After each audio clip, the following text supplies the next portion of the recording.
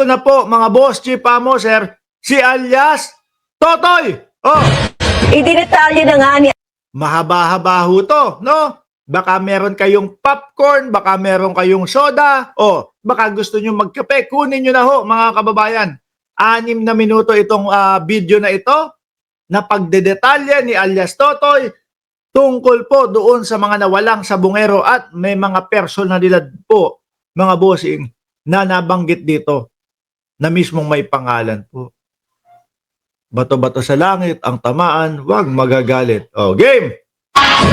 Idinetalye na nga ni alias Totoy ang papel ni Atong Ang at Gretchen Barreto sa kaso ng mga missing sabungero. Ako, ayun na nga ho, mga kababayan.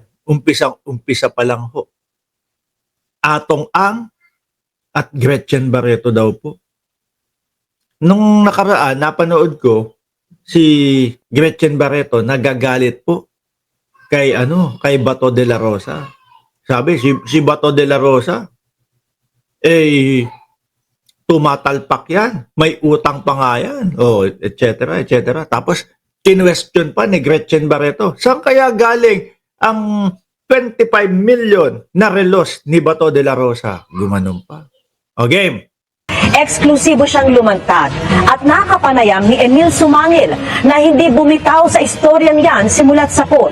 At kasama natin si Emil live. Emil, katatapos lang ng panayam mo. Vicky, sino ba si alias Totoy? Ngayong hapon, nagpasya na siyang ipakilala ang kanyang sarili. Si Julie Aguilar Patidongan, hepe ng security agency na may hawak ng mga farm, pati na ng mga sabungan ng negosyanteng si Atong Ang. Ayun. Hepe. Pulis pala si alias Totoy. Ano ho, mga kababayan? Oh. Na siyang ipakilala ang kanyang sarili. Si Julie Aguilar Patidongan, hepe ng security agency na may hawak ng mga farm, pati na ng mga sabungan ng negosyanteng si Atong Ang. Nako. Eksklusibo natin siyang nakaharap ngayong hapon. At narito ang aking ulat.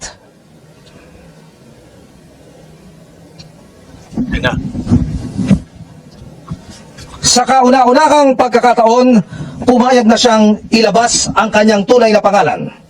Pero naka-blurred naman po eh. Yan, kung ano po yung nakikita nyo mga bossing na litrato po na nandiyan sa background, mga bossing. Yan din po yung nakikita doon sa live interview.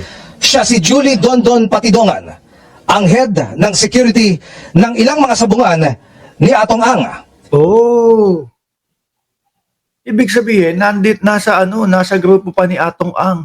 Itong si alias Totoy. No? Isa rin siya sa 6 na kinasuhan sa pagkawala ng mga sabungero sa iba't ibang lugar sa bansa. Pinangalanan na ni Patidongan ngayon ang mga mastermind daw sa pagkawala nang hindi raw bababa sa...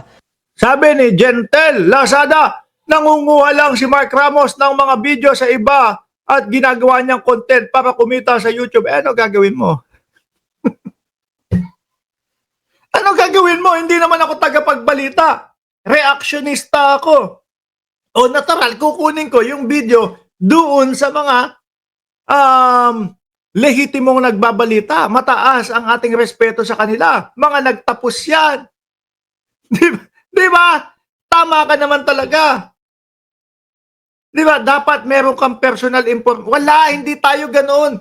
Low key lang ho tayo. Hindi tayo kagaya ng mga DDS ninyo. Base sa aking bubuit. O yung mga ganyan. O ayan, kaso. Ang inabot. Hindi ho tayo ganoon mga kababayan. Reactionista ho tayo. Kaya nga sabi ko sa inyo, wala ni isa tayong video o wala ni isa tayong live na wala pong materyales. Gusto pa yata nito ako maging DDS? Gusto ata nag-iimbento ako? Oh, kapag ka wala na akong maimbento, nako, eto mag-fake news na ako. Ito naman, ang hina naman no? Dapat daw meron kang personal information sa i-report mo para may kredibilidad ka. Oh, mas may kredibilidad itong mga video na ito. Kasi mismong tao sila. Hindi ko kailangan sumali ako mismo mag-interview. Unang-una, hindi naman tayo reporter. Nakagaya nung ginagawa ng mga DDS. Di ba? Yan pong trabaho na yan, pinaghirapan po ng mga mamamahayag yan. Hayaan po natin sa kanila. No?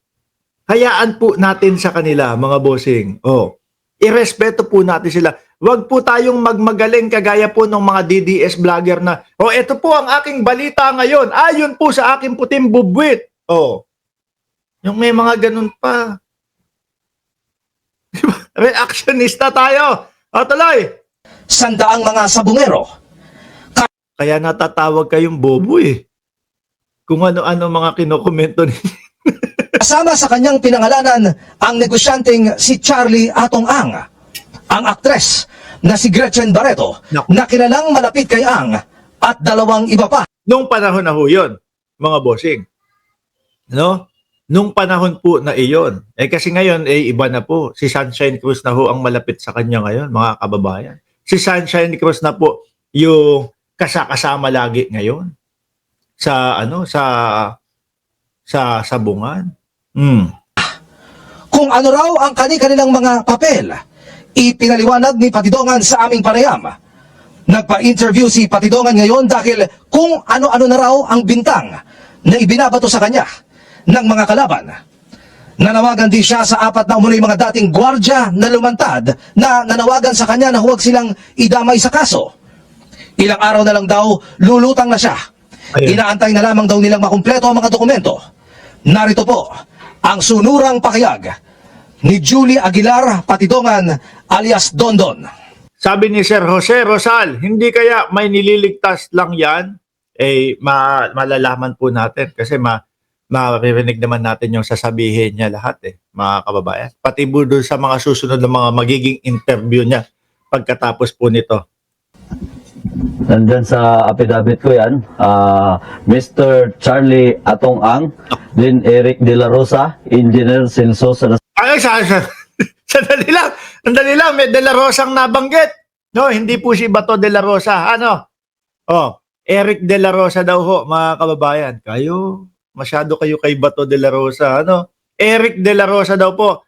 Charlie Atong Ang, yun nga po si Atong Ang, tapos Eric De La Rosa. Ni Julie Aguilar Patidongan alias Dondon.